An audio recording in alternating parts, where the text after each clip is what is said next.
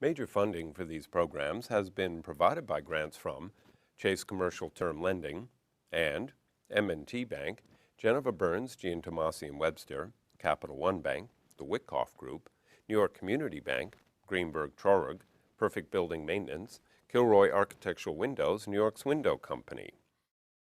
Additional funding is provided by grants from Aerial Property Advisors, AKA Hotels, Corman Communities, Bank of America, Merrill Lynch, Bank Leumi USA, Briarwood Organization, CBRE, Colliers International NYC, Cushman & Wakefield, Customers Bank, CUNY TV Foundation, DDG, Dime Savings Bank of Williamsburg, Douglaston Development, Levine Builders, First Nationwide Title Insurance Agency, Flushing Bank, Friedman, Gemini Real Estate Advisors, Herrick Feinstein, Hersha Hospitality Trust, Investors Bank, James D. Kuhn Real Estate Institute at Syracuse University, James Orphanides, Chairman, USRealty.com, John Katsimides, Red Apple Group, Margolin Weiner and Evans, Massey Knackle Realty Services, Meridian Capital Group, New Banks, Newmark Grubb Knight Frank, People's United Bank,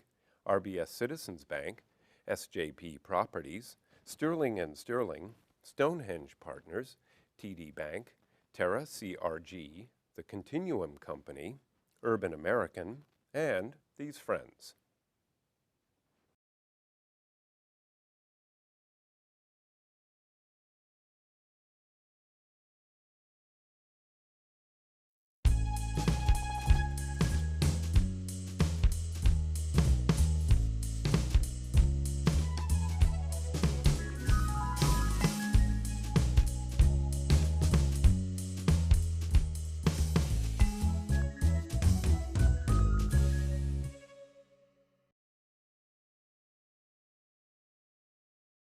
So some kids say, I want to be a performer.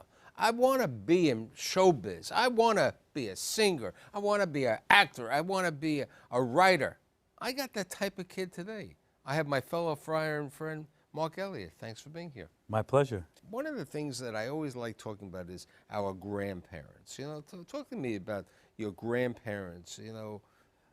You know, I come from that great, humble Jewish family. My grandparents on my mother's side, they came in 1910, 1915. You know, just wonderful, hardworking. Grandpa Al was in the steel mill. Drove a cab for must have been 30, 40 years. Had the cigarette. Had the Chesterfields, you know, in his left hand, just his arm out the window. He was a great guy. That was Grandpa Al. That was Grandpa Al. And Grandma, what was Grandma's name? Grandma Sally was my mother's mother. Great cook, great listener. Really would make, you know. And everything. what about Grandpa Max? Grandpa Max was my father's father. Wore a hat like that? Wore a hat even in shul instead of a yarmulke. He always wore his hat. You know, born in Poland in 1895, something like that. Came over in like 1910, 1912, and the whole family lived in this walk-up on New York Avenue. You know, Grandpa lived on the first floor. New York Avenue in the Eastern Parkway. Right, in Brooklyn, and he would have Crown Heights. Crown Heights. So he would be, you know, you'd have, you know, grandparents on one floor, the aunts and uncles on the next floor, the cousins on the next floor, and you spent the whole day running up and down the steps. Right, it was a good cousins club. It was great. Cousins you know? club to everything. Well, you know, even growing up, you know, it's funny you say that. Growing up, we used to have, on my mother's side especially, what my grandfather used to call family circles. And, you know, once a month, once every other month, you go to somebody else's basement somewhere in Brooklyn, and, you know, you'd eat, drink, and be merry, but you spent a lot of time with family in those days. Yeah, but family circles also had the cemetery. No, that was the society. That was the society. It's funny you should say that. Workman's circle, right, all of that stuff, you know. Okay. But again, they're all in the same place. So let's talk about, now, your dad meets your mother in Garfield's? I mean, people, you know, people from Brooklyn, you know, people growing up will remember Garfield's. A guy, my father grew up with a group of friends. They met on the playground when they were 6, 7 years old, and they stayed friendly. Literally, there's a few left, but until they died. And there's this one guy, Jerry Ravitz, with his girlfriend Thelma, introduced my father to my mother in, must have been 1956, something like that, in a place called Garfield's in Brooklyn. And I guess the long and short of it is, you know, they went out on a couple of dates, and the next thing you know, they got married. My mother was 19 years old. Now, what's interesting, you talk to me about your dad. Your dad went to school, went to Erasmus Hall High School. Right. And then he went for accounting. And the accounting is very interesting because many accountants from that generation, you know, had a full-time job, and on the weekend they happened to have their accounts. Right. You know, they had the little pharmacy. Right, and that was my father. Right, and you know, my father sold uniforms for a company called Hoover Uniforms in those days. And one time the office was in Queens, and then it moved to Westbury. And when it moved to Westbury, we moved from Brooklyn to Comac. Yeah, we used to go to the coffee shops and the bakeries on Pitkin Avenue, and he used to sit there and do the books, and I would have cookies and French fries and watch TV. But it had a great influence later on because it was the music, which we'll talk about in a minute. Right. So let's talk. So you're born, and your parents are living, what, in a three-family house in Brooklyn? My parents, when I was born in February 10th. Woodruff Avenue? Well, that was later on. February 10th, 1959, we lived on East 16th Street and Avenue P. My grandparents lived at, my mother's parents lived on 1610 Avenue Now, P. you do realize East 16th was very good because the subway line was right Subway was right there. That's exactly And Kings Highway was on the other side. And, you know, we grew up, and I was the only one born in that particular house. My brothers were later on. So you're born, you're living over there then you go to Woodruff Avenue, and one of the interesting things is you went to the Catskills, to the bungalows, right, as a kid? Like you see in the movies, we did it, you know, we did it live. We grew up, from early 61, 62, 63, 64, we spent many summers in the place called Golden Rados. Now, did your father was he the guy? My father was the guy. The Monday to Friday? He'd come in on Friday night, you know, 10 o'clock, and they'd leave. In those days, you had to be at work. He drove back on Monday morning, leave at 5 o'clock in the morning, and then, you know, you'd hang out with Mom and all the other mothers and the kids. But at the bungalow colonies, you had the opportunity to hear some of these comedians. Well, the bungalow colonies, the comics, you know, every Friday, Saturday, Sunday, there were always shows. And, you know, I'd sneak in, and they'd kick me out. And I'd sneak in again, and they'd kick me out. I was fascinated by it. Fascinated. So you got the bug, like, when you were 7, 8? Oh, I got the bug when I was a really young kid, maybe even younger. Now, but the weekends with your father. Well, I used to spend a lot of time. No, but that was, you listened to the music. Your father had this, he'd always beat you out on Name That Tune, right? Well, you know, my father was, in those days, he had the Victrola, you know, the record player, and he'd have his albums, and I'd sit there and I'd listen to, you know, Nat King Cole, Matt Monroe, Frank Sinatra, Harry Belafonte, and, you know, he would start to, you know, sing these songs. My father's a great guy, not much of a singer. My mother was terrific. She loved this stuff, so we used to sit around and listen. But when I drive with my father to the various places where he did right, to pick up the cookies and the French fries or whatever, we'd play. I don't even remember when it started. We played this game, and it was kind of like Name That Tune. And my father we'd listen to WNEW, and every time he'd beat me. Now, I didn't know half the tunes, but I didn't know half the singers either. You know, Jimmy Roselli and you know, Frank Sinatra, you knew, but young guys like, you know, Tony Bennett were, you know, coming up. And it was wonderful. And it gave me an appreciation for not rock and roll like all the other kids my age were listening to. You were listening to the I was listening to the crooners and, you know, just all the standards. So what's going on? The company moves to Westbury, and you move to Comac. We moved to Comac. Grass? No grass and no sidewalks and parks, and every afternoon you'd play baseball and basketball. Right, everything was outside. You had an assortment of jobs. You know, you worked at Gertz. Oh, I worked. Yeah, I mean, I worked at Gimbel's. I worked at Gertz. I mowed lawns. I delivered papers. You know, but I washed cars. But that's what you did. I painted houses. But now it's 16 years of age. You go to Lancaster, Pennsylvania. to the host farm. Right. I mean, we spent, you know, after we left the bungalow colony, after we went to Comac, we spent, you know, some summers going on, you know, vacation. And while, you know, we went to all the hotels, you know, whether it be the Concord or Laurel or Homoac, we'd go to these places in the Catskills. And then my father would also take us to Lancaster, Pennsylvania. But that's because there was a great golf course there and at the host farm. And that's where I really... It was kosher style, wasn't kosher? Kosher style. You know, my father was like kosher in the house, not kosher out of the house, but it was fine. But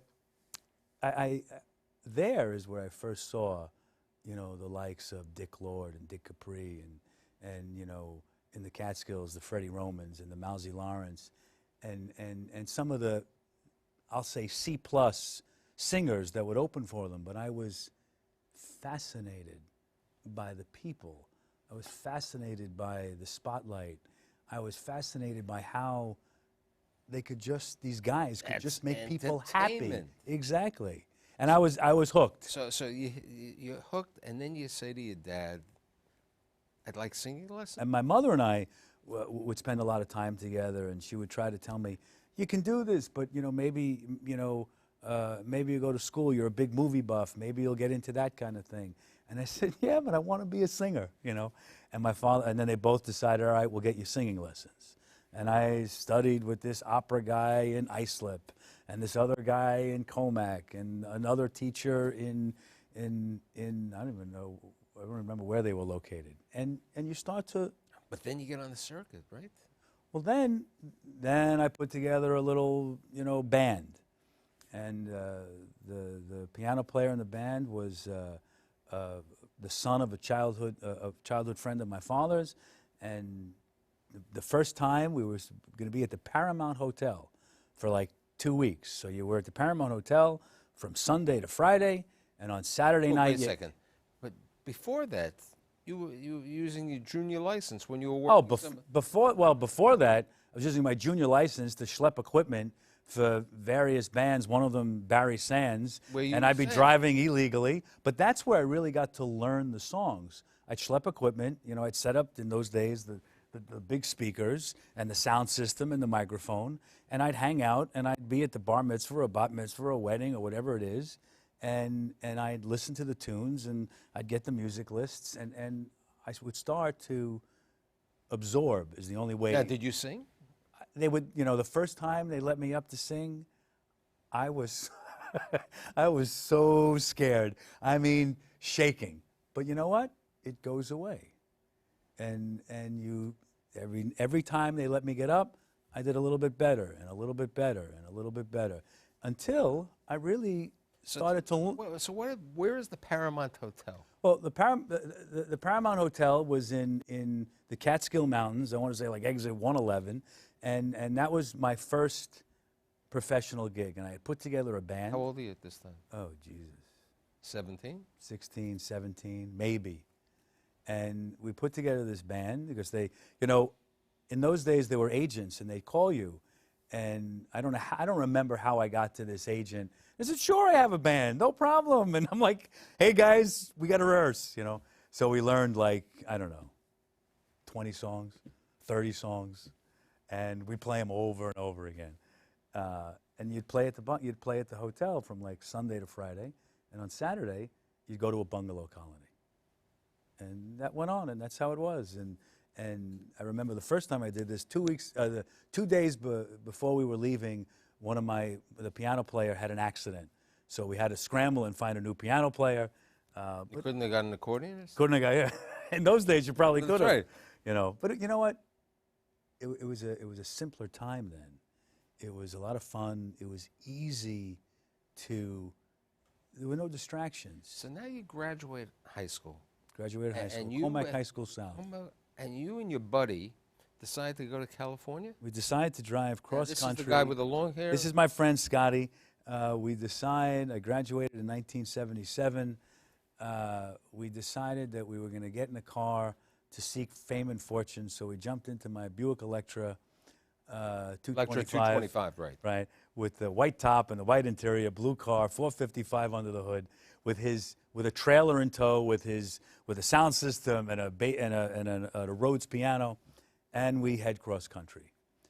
We wind up in California, and we did quite a few things. We worked in many clubs. We stayed for a few weeks my father arranged for us to stay at my cousin's house. We kind of overstayed that welcome pretty quickly. And we rented an apartment, and, you know, parents would send us money. And then you came back. Then I came back. And then you decided to go to the College of Westbury. I went to college at Old Westbury. And then it's December. And it's December. It's 6 months, 4 months later, whatever. And I take my parents up to their bedroom, and I said, I'm sorry, Mom, Dad, it's not for me. You know, I don't know what's for me, but it's not for me. And I move on. And I start to work, and I start to sell do schmatters, and I was good at it. I love clothing. I got a kick out. I love people. Yeah, to this day, I love people. You were selling schmatters in stores. You were selling, yeah, for Marsh's Men's and Boys, for Richfield. These were small stores, some of them. Some of them were big. And listen, I was a kid. So, but then you tell your mother you're going to move into New York City? Then I I'm leaving Comac. I'm coming into Manhattan? Well, kind of the backstory is I'd go into the city all the time, and I'd be performing at places like Good Times and Catch a Rising Star. And on Sunday nights, I was performing at Dangerfields, opening up, you know, for all the comics. And then I say to my mother one day, on literally walking home from Rosh Hashanah services, that I'm gonna move into the city. She goes, well, it's so expensive. I said, I know you'll help, and I'll figure it out, and we'll figure it out. So I did. It lasted about a year, and then I moved home, and then I moved back, and I moved home. And then one day, it's Yom Kippur that you go into? It's actually, yeah. It's actually, where are you going with this? The story of how you met the woman at the table. So this was 1982 now, sort of my 23 years old, and my mother and I were walking home from Rosh Hashanah services that earlier in the afternoon, and I said, I'm going to go into the city. I'm not going to stay. Okay, what's going on? I don't know. It's the club. You know, it's a good night. It's Saturday night. I got a great time, because in those days they gave you time slots. So if you got anything between like 8 and 10. Not the 12:30 show. Yeah, if you got anything between 8 and 10, you were like hitting the big time, you know. So I said, Mom, I got like, you know, a 9:45 spot. It's fantastic. It's the prime time. So I went into the city, and the club was packed, and during my opening number, at the break of halfway through the tune, I see a table perpendicular to the stage, and I see the chair next to the stage is empty. There's a woman sitting next to the empty chair, and then there's a couple. And at some point or another, I start kibitzing with the audience, and I said to this woman at the table, I said, so who is this chair for?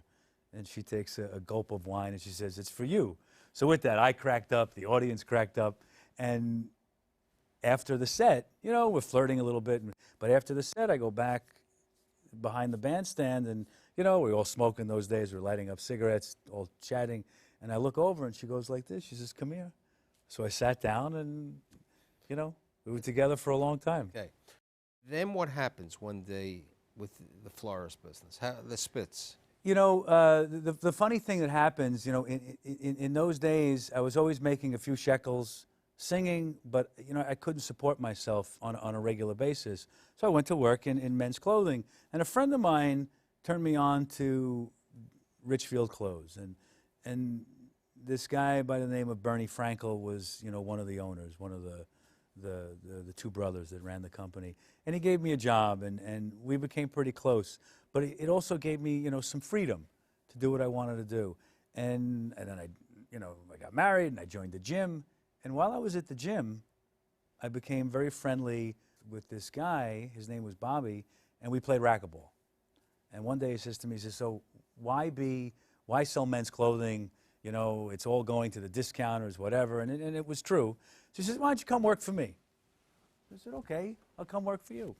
And the next thing I know, I'm in the flower business, doing floral decor for weddings, bar mitzvahs. Who knew? Going back to the old. Yeah, right. Well, funny thing enough, I wound up at, up in Westchester and Woodcliff Lake and Spring Valley. All places that you'd been? All places that I passed, on all those years going up to the Catskills. And the funny thing is, I got to be creative. I got to have freedom. I was able to not be in the same place, and it was a lot of fun. And that's where, when I was singing, Marc Eliot was always my name. And Birnbaum is my surname. And I decided when I got into the flower business, you know what? I'm going to use Marc Eliot.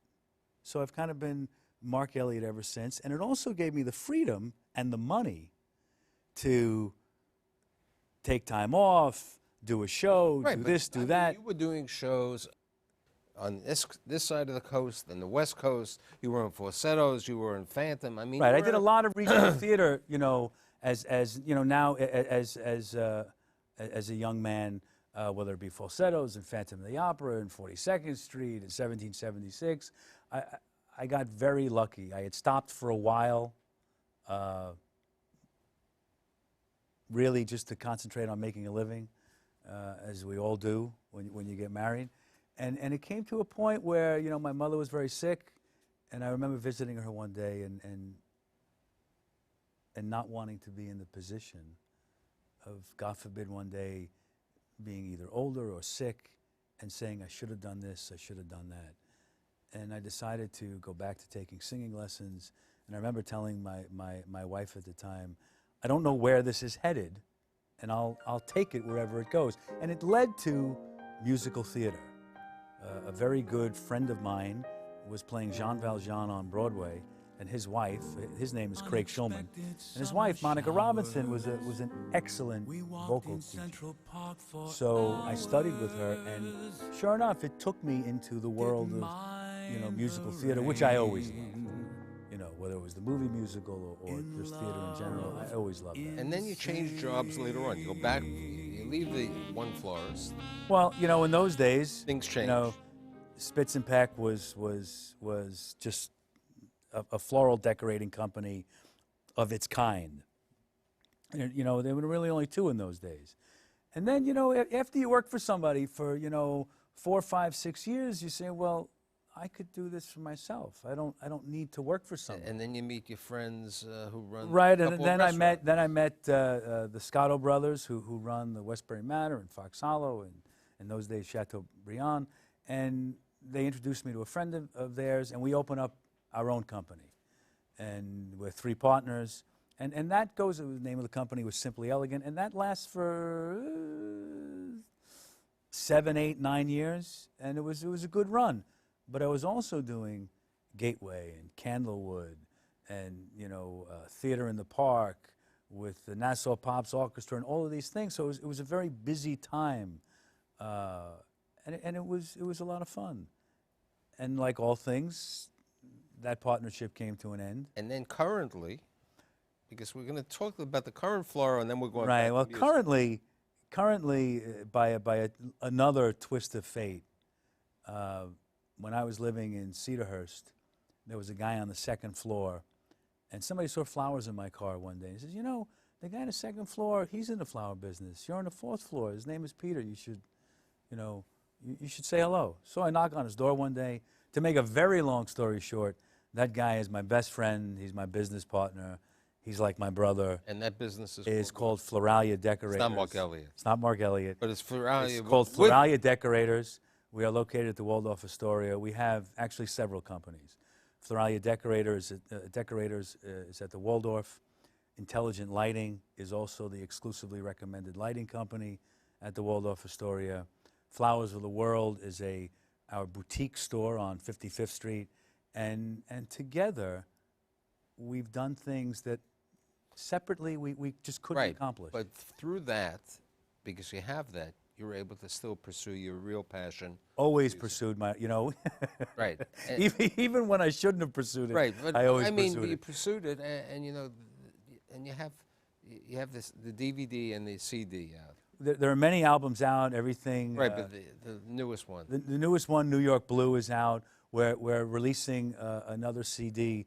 Well, it's now downloads is what you really release That's these right, there's days. no- But the album will be called Strangers, Lovers, and Friends, and that's mostly original tunes, a couple of standards. Right, but you have a lot of original, and we're going to talk about Right. one to the good guy in a minute. But something which is very interesting that you've done is you've always liked Sinatra, and you always like Al Jolson, right? Big, you know, many years ago, I became not only a showman and an entertainer, but a producer, because I wanted to call my own shots. So I would rent theaters and I would put up shows, and it went from, you know, 100 years of Broadway with a cast of 10 directors, and it, you know, and that was in '99, and then in 2000 I did another show, and in 2001 I did another show, and then I developed a show called, you know, Jolson, You Ain't Heard Nothing Yet, and it was a one-man show, and it was a thrill. I did it in Florida, I did it in New York, up and down the East Coast. I was a big Jolson fan. He was a larger-than-life character, and to me, you know, there was Jolson and then Sinatra, two totally different guys, but it was just fantastic. Now, another interesting thing is when your father passed on, one of our mutual friends that we both love, he loves this for the good guys. You know, when my father passed away, my mother had been gone about 21 years already. She passed away at 53, and she was in 1990. I kind of got past that, but a strange thing happened with my old man. My father became my mother. While we were close when I was young, we really weren't close in the middle years. And he became my mother, and we spent a ton of time together. Now I won the game when we would play Name That Tune. Right. But when he died, I didn't know what to do. I didn't know how to move on. And one day, sitting in the car, I literally, on a napkin, wrote a song, and it's called One of the Good Guys. And that night, I had written the lyric in the car, and that night I went home and wrote it on the piano, and that's our friend Martin P's favorite tune. And it's a great tune, and it's just about, you know, your dad One of the good and what he guys. means, one of the good guys. So, you know, for the kid who, you know, worked at Gimbel's, Gertz, a couple of other things, loading chairs with, you know. Oh, I used to packaging. unload tractor trailers for my father. And you know what? And that leisure suit. Oh. Leisure suit that you had. That powder blue you know, leisure powder suit, lea- 1976. You know, at the They were host. smoking. I'm really happy that you were here today, and thanks for being here. Oh, thank you. Passing by my reflection, I see myself in him.